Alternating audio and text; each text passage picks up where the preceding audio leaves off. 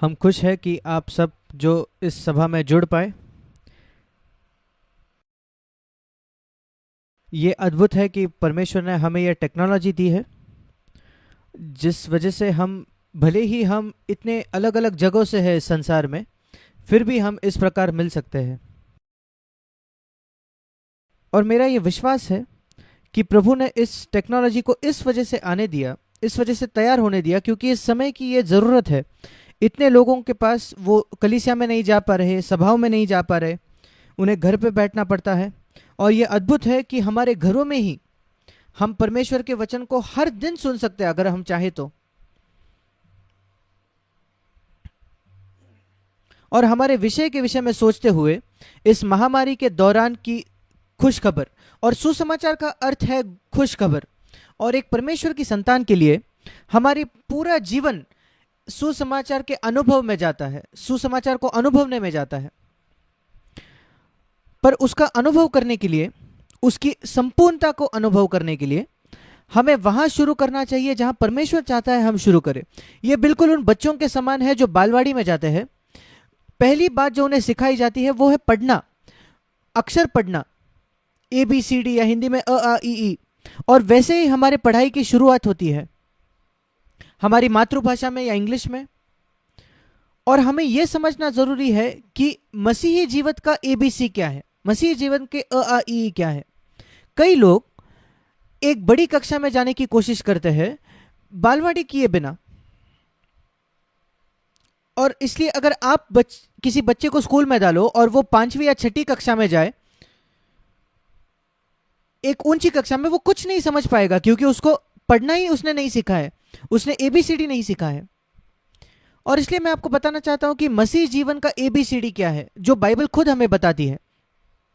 आइए हम निकालेंगे नीति वचन 9 उसका 10वां वचन। नीति वचन 9 उसका 10। यहां लिखा है, यहोवा का भय मानना बुद्धि का आरंभ है।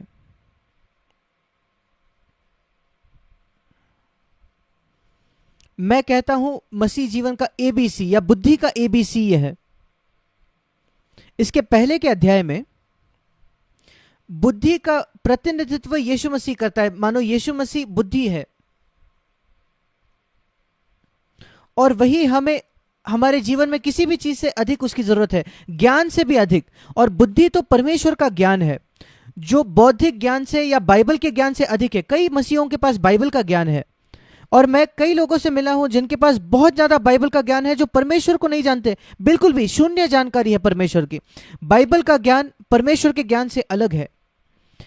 आपको पढ़ा लिखा होने की जरूरत नहीं है अगर आप परमेश्वर को जानना चाहते हो तो, पर आपको परमेश्वर का भय रखना जरूरी है। और यहां भय इस शब्द का अर्थ है आदर करना, परमेश्वर का आदर रखना।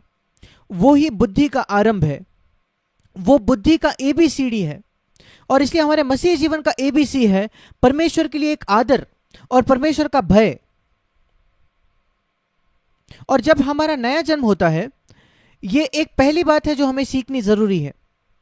और एक बहुत ही दुखी बात सारे मसीहों के साथ आज ये है, उनको ज्यादा वो परमेश्वर के अनुग्रह के विषय में सोचते हैं, परमेश्वर के भय से भी अधिक, परमेश्वर के लिए आदर से भी अधिक।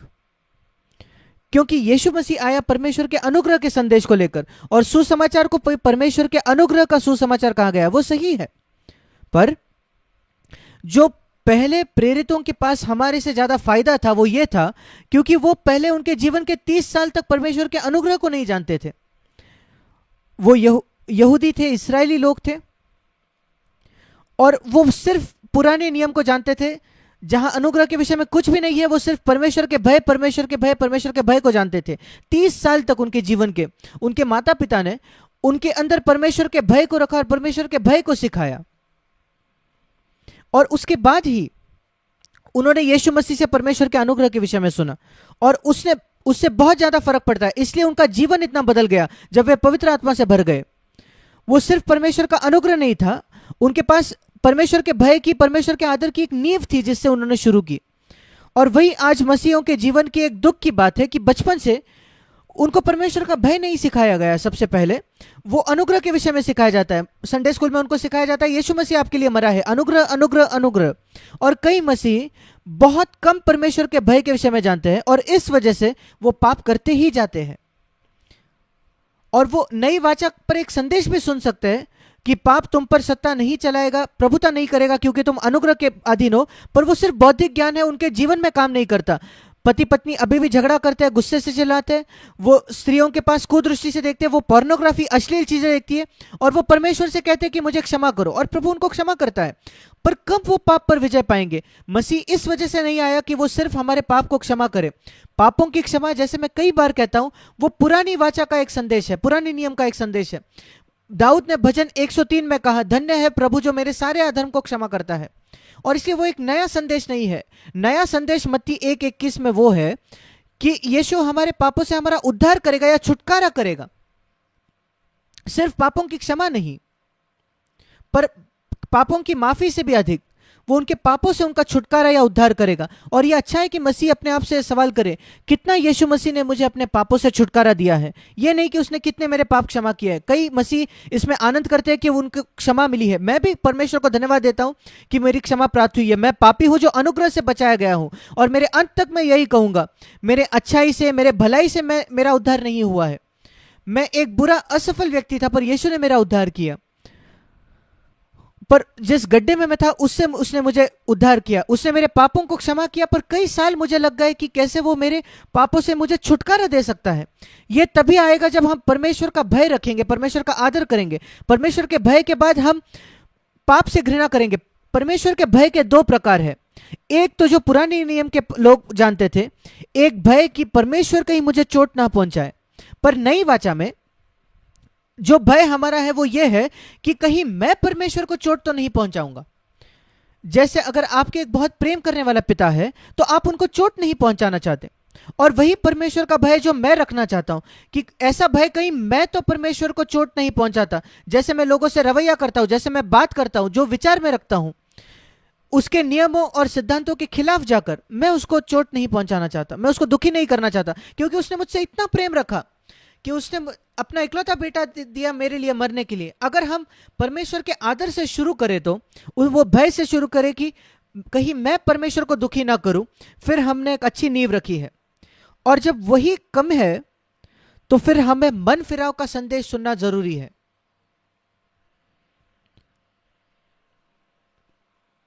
अगर हम प्रकाशित वाक्य को निकालें, प्रकाशित वाक्य की पुस्तक उसका 9वां अध्याय। प्रकाशित वाक्य एक ऐसा पुस्तक है जो अंत के दिनों के विषय में बहुत कुछ कहता है। और जब हम इस कोरोना वायरस के विषय में सोचते हैं जो हर देश तक फैल गया है, इस संसार में कोई भी देश इससे छूटा नहीं। हमारे पूरे जीवन काल में हमने किसी ने भी ऐसी कोई बीमारी नहीं देखी, या महामारी जैसे उसको कहा जाता है, जो हर एक देश में फैल चुका है। हर देश को इससे सावधान रहना पड़ता है। ऐसा कोई बीमारी आज तक ऐसी फैली नहीं है। क्या परमेश्वर इसको नहीं जानता क्या हो रहा है? मैं ये नहीं कहता कि परमेश्वर ने यह बीमारी भेजी, पर परमेश्वर कई बातों को आने की अनुमति देता है। जब अय्यूब बीमार हुआ, वो शैतान था जिसने उसको वो बीमारी दी, पर परमेश्वर को उसको आने की अनुमति दी।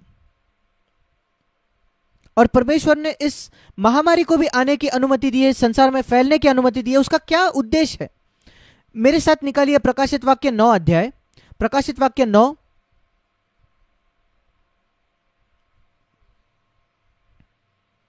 और 18 वचन में हम पढ़ते हैं। प्रकाशित वाक्य 9:18, यहां भविष्य के एक दिन के विषय में लिखा है, मनुष्य के 1/3 मार डाली गई, और जनसंख्या इस संसार की 7 अरब से भी अधिक है, और उसका 1/3 मतलब 2 अरब से भी ज्यादा लोग, 2 अरब लोगों से भी अधिक वो मार डाले गए 3 महामारियों की वजह से। कोरोना वायरस तो बस एक महामारी है, और आग और धुएं और गंधक से जो उसके मुंह से निकलते थे, और यह प्रतीकात्मक भाषा है। और बुरे दुष्ट आत्माओं के विषय में यह है जो पहले भी इस अध्याय में लिखा गया है। और वो आग और गंधक जो है वो प्रतीक है अलग अलग प्रकार के, शायद जंतु के या कीटाणु के, जो बीमारी लाते हैं। और क्या हुआ? 20 वचन, बाकी मनुष्यों ने जो इन मरियों से न मरे थे उन्होंने मन नहीं फिराया। क्यों? ये उद्देश्य क्या है इन महामारियों का? कि लोग अपना मन फिराए, अपने पाप से मुड़कर ये परमेश्वर की ओर मुड़े। क्या उन्होंने मन फिराया? नहीं, उनमें से कईयों ने नहीं मन फिराया। किस बात से उन्होंने मन नहीं फिराया? अपने हाथों के कामों से उन्होंने मन न फिराया। जो पाप वो करते थे, दुष्टात्माओं की और सोने और चांदी और पीतल और पत्थर और काठ की मूर्तियों की पूजा करने से, जो न देख न सुन न चल सकती है। और उसके बाद भी 21 वचन में उन्होंने मन नहीं फिराया, जो खून और टोना और व्यभिचार और चोरी, उनके कामों में, उनके विचारों में, उनके चोरी से भी उन्होंने मन नहीं फिराया, पापों से। 16वां अध्याय, प्रकाशित वाक्य 16 अध्याय,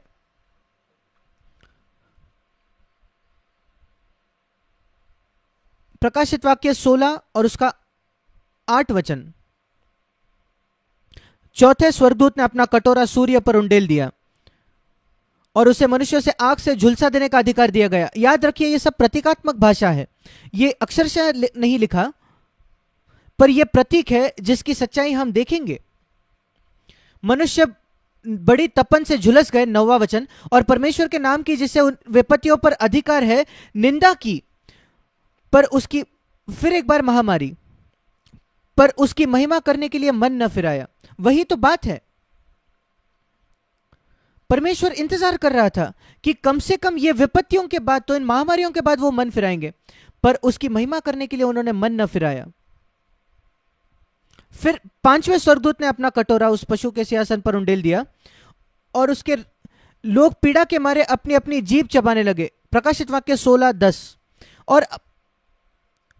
और अपने पीड़ाओं और फोड़ों के कारण स्वर्ग के परमेश्वर की उन्होंने निंदा की, पर अपने अपने कामों से मन न फिराया। देखिए, ये चारों बार मन फिराने के ये शब्द आता है। और इन महामारियों का क्या उद्देश्य था? पर उन्होंने क्या किया? मन फिराने के बजाय वो परमेश्वर के खिलाफ पाप करते रहे। हमें यह देखना जरूरी है, जो कुछ होता है ऐसे ही उसको देखना है। परमेश्वर का उद्देश्य है कि वो नर्क के गड्ढे से लोगों को बाहर खींचे।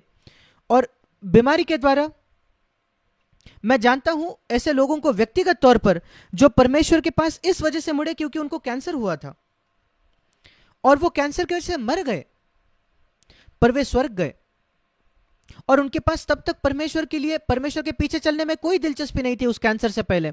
और जब उनको पता चला कि उनको वो कैंसर हुआ और वो ठीक नहीं हुए, वे परमेश्वर की ओर मुड़े और वो परमेश्वर को धन्यवाद देने लगे उस कैंसर के लिए जिसकी वजह से वो परमेश्वर के पास मुड़े थे।